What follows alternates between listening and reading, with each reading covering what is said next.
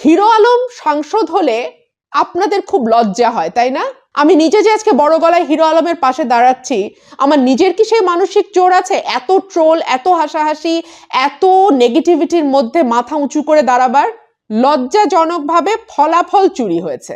Hero আলমকে নিয়ে সমাজে নানান রকম কথা আছে, তর্ক বিতর্ক আছে। সমাজে এক শ্রেণীর শিক্ষিত মধ্যবিত্ত সোকল কালচার্ড ক্লাস আছেন যারা হিরো আলমকে নিতে পারেন না।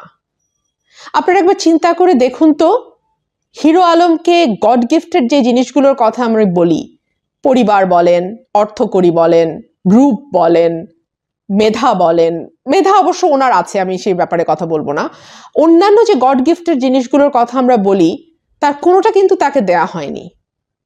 তিনি অবিশ্রান্ত পরিশ্রম করেছেন, তিনি দিনের পর দিন মানুষের নানান ট্রোলের শিকার হয়েছেন, হাসাহাসির শিকার হয়েছেন, নানাভাবে তাকে দমিয়ে রাখবার চেষ্টা করা হয়েছে, তুচ্ছ তাচ্ছিল্য করা হয়েছে, সমাজে নানা স্তর থেকে চোখে আঙুল দিয়ে তাকে বুঝিয়ে দেবার চেষ্টা করা হয়েছে যে তার কাজের পরিধি আসলে কতটুকু, তিনি কতটুকু কাজ করতে পারেন, ইত্যাদি ইত্যাদি।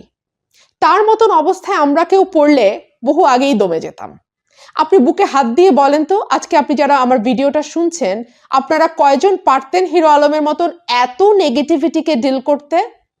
প্রতি মুহূর্তে ট্রোলের শিকার হয়ে, প্রতি মুহূর্তে মানুষের তাচ্ছিল্যের শিকার হয়ে, প্রতি মুহূর্তে মানুষের অবজ্ঞার শিকার হয়ে কয়জন পারতেন তার লক্ষ্যে স্থির থাকতে?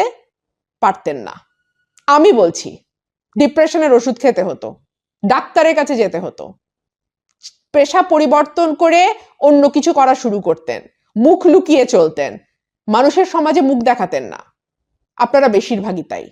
আমি নিজে যে আজকে বড় গলায় হিরো আলমের পাশে দাঁড়াচ্ছি, আমার নিজের কি সেই মানসিক জোর আছে এত ট্রোল, এত হাসাহাসি, এত নেগেটিভিটির মধ্যে মাথা উঁচু করে দাঁড়াবার? আজকে প্রথম আলোতে তার একটা ইন্টারভিউ ছাপা হয়েছে, সেখানে তিনি বগুড়া 4 এবং 6 আসন সম্পর্কে তার অভিজ্ঞতার কথা বলছিলেন। তিনি বলছিলেন যে শুরু থেকে 2 আসনে ভোটের মাঠ চাঙ্গা ছিল, কিন্তু বগুড়া 6 আসনে ভোট শুরুর পর চিত্র পাল্টে যায়। অনেক কেন্দ্র দখল করা হয়, আমার নির্বাচনী এজেন্টদের বের করে দেয়া হয়, মারধর করা হয়, রিটার্নিং কর্মকর্তাকে অভিযোগ করেও কোনো প্রতিকার পাওয়া যায়নি। সার্বিক পরিস্থিতিতে বগুড়া সদরে জয়ের আশা আমাকে বাদ দিতে হয়েছে। সেখানে পরিকল্পিতভাবে আমাকে হারিয়ে দেওয়ায় জামানত বাজেয়াপ্ত হয়েছে, তার এজেন্টকে বের করে দেওয়া হয়েছে, তাদের মারধর করা হয়েছে, নানান রকম ভাবে ভোট জালিয়াতি হয়েছে এবং যার ফলাফল হিসেবে তিনি বগুড়া 6 আসন বা সদরে জামানত হারিয়েছেন। তবে বগুড়া 4 কাহালু নন্দীগ্রাম আসনে ভোট সুষ্ঠুভাবে হয়েছে। দেখুন, তিনি কিন্তু একবারও বলেননি যে কাহালু নন্দীগ্রামে কোনো রকম কোনো কারচুপি হয়েছে বা ভোট জালিয়াতি হয়েছে। তিনি পরিষ্কার বলেছেন কাহালু নন্দীগ্রামে ভোট সুষ্ঠু হয়েছে।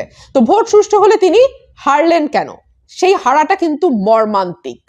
আমি ওনার ভাষা একটু পড়ে শোনাই, উনি কি বলেছেন প্রথম আলোকে। উনি বলেছেন এই আসলে ভোট চুরি হয়নি, লজ্জাজনকভাবে ফলাফল চুরি হয়েছে। ভোট চুরি হয়নি, ফলাফলটা চুরি হয়েছে। ভোটাররা স্বতঃস্ফূর্তভাবে কেন্দ্রে গিয়ে আমাকে বিপুল ভোট দিয়েছেন, কিন্তু তথাকথিত শিক্ষিত কর্মকর্তারা আমার মতন অশিক্ষিত মূর্খ ছেলেকে স্যার ডাকতে হবে, এতে তাদের মান সম্মান থাকবে না। শুধু এই কারণে মুহূর্তের মধ্যে ফলাফল পাল্টে দিয়েছেন। এবং এখানে তিনি যেটা অভিযোগ করেছেন সেটা হচ্ছে যে কেন্দ্র ছিল 1 থেকে 49 পর্যন্ত, এর মধ্যে 1 থেকে 39 পর্যন্ত কেন্দ্রের ফলাফল খুব সুষ্ঠুভাবে ঘোষণা করা হয় এবং 1 থেকে 39 পর্যন্ত কেন্দ্রের যে ফলাফল ছিল তাতে হিরো আলম এগিয়ে থাকেন এবং তিনি জয়লাভ করেন 1 থেকে 39 পর্যন্ত।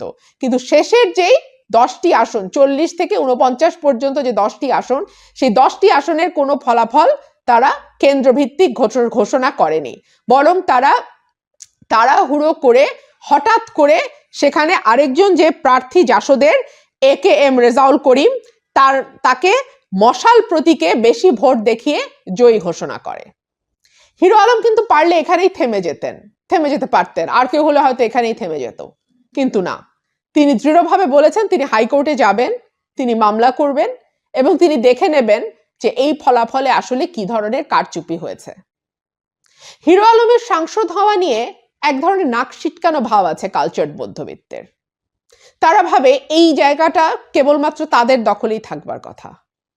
জায়গাটা কি আসলেই তাদের দখলে আছে? 3.5 বছর তো পার করলাম সংসদে, ব্যাংক চোর, টাকা পাচারকারী, লুটেরা, মন্দরিন আছে যাদের নামে, এই ধরনের অসংখ্য ব্যবসায়ী দেখা মিলেছে আমার। এই 3.5 বছরে আমি একজনকেও দেখিনি যিনি সত্যিকারভাবে সাংসদ হয়ে উঠবার জন্যে কাজ করছেন।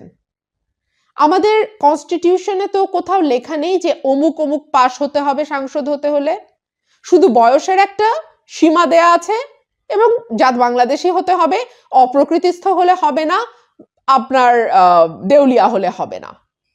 তো হিরো আলম তো অপ্রকৃতিস্থও নন, দেউলিয়াও নন, তিনি তার যে বয়স 25 বছর সেটাও তার হয়েছে।